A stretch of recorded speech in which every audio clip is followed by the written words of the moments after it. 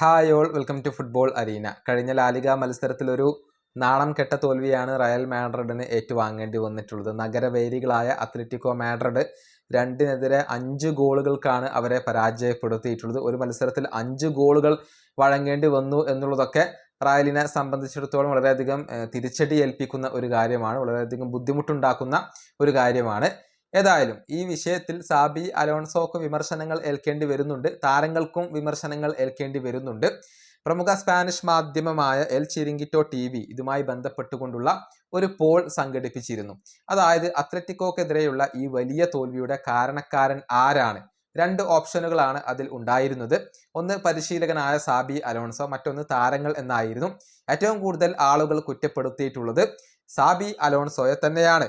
അതായത് ഈ പോളിൽ പങ്കെടുത്ത 52.3% ആരാധകരും കുറ്റപ്പെടുത്തിയിട്ടുള്ളത് സാബി അലോൺസോയാണ്.